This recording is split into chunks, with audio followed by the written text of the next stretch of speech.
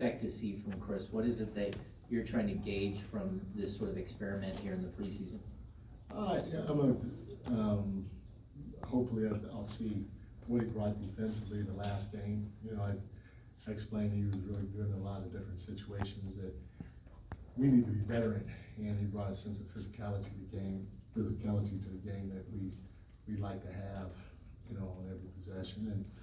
And you know, he played with Domus a couple of years ago, and you know, back then as a rookie, he looked good doing it, and he had a good game last game in the areas again, and so I just want to take a look to see if he can continue doing it in the starting lineup, and also seeing how he plays with Domus and Fox and the rest of the guys, because we really hadn't taken a good look at that yet.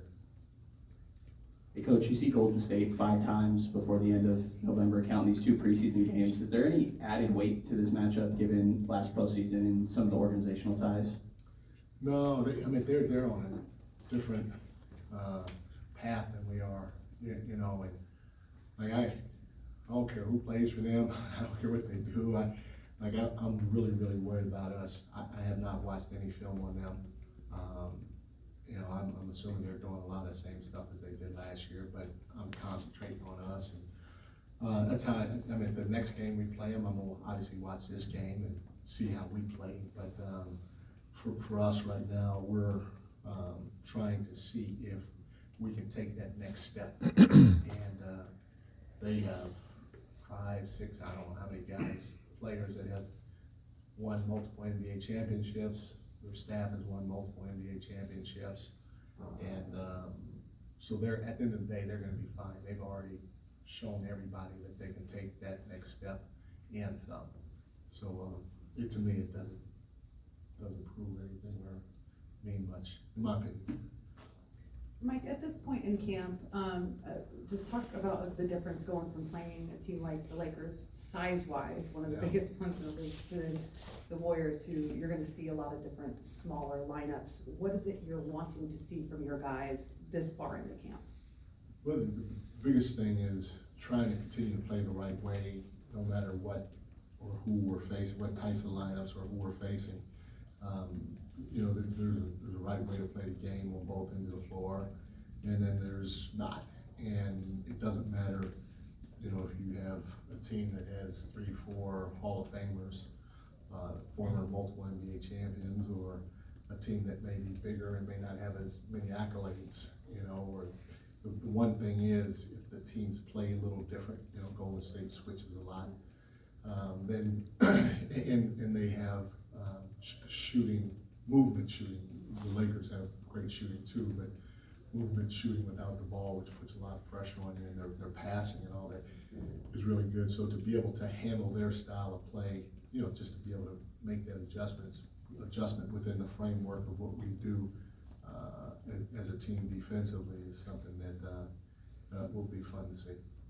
There's often talk about like a jump, year 1 to year 2 jump for people in an offensive system. Where do you think there's a jump in a defensive system for a coaching staff year 1 to year 2 with the group? Yeah, it's going to be hard for us to make that jump, you know, offensively. I mean, we had the #1 offense in the history of the game, and it's going to be hard to top that. There's a lot of room for us to grow defensively, and that's what my main focus is on. I think at the end of the day, it's like we will be able to score, you know, and you know, knock on wood.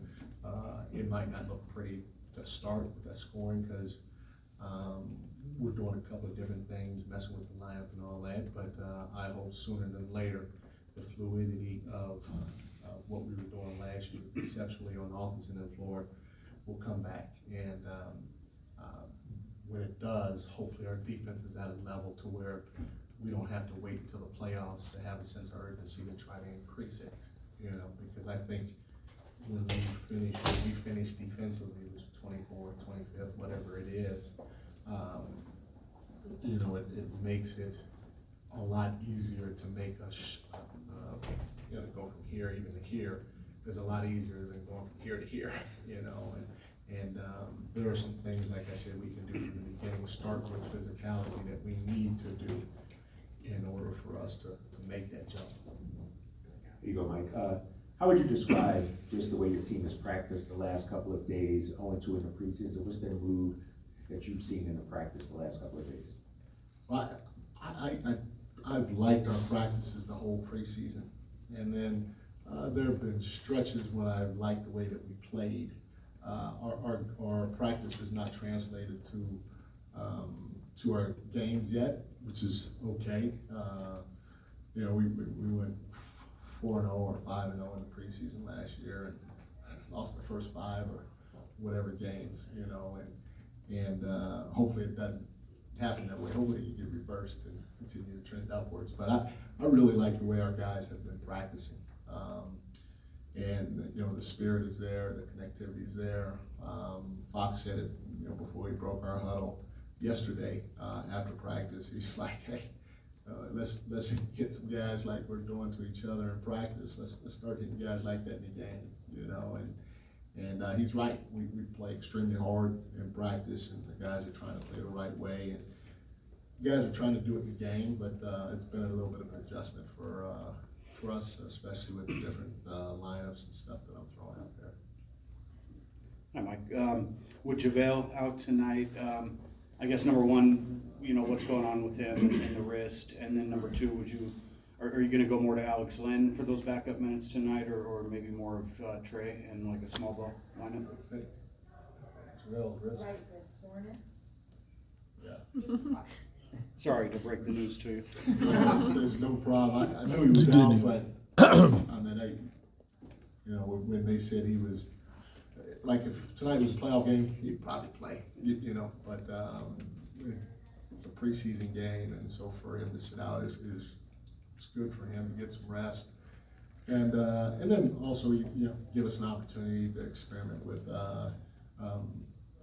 Trey and Alex on the floor in a few more minutes at that center spot.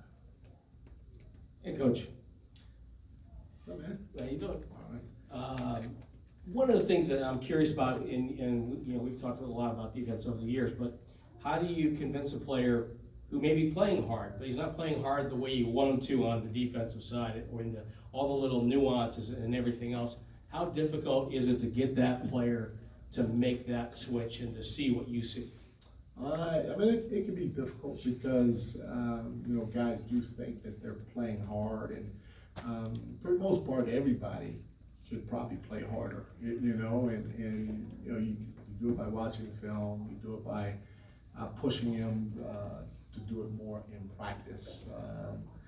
If they're not doing it in practice, you do it over again, and hopefully that repetition helps out. And you also cut their minutes, or you sit them down.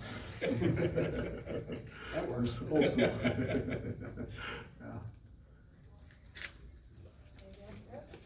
All right, thank y'all.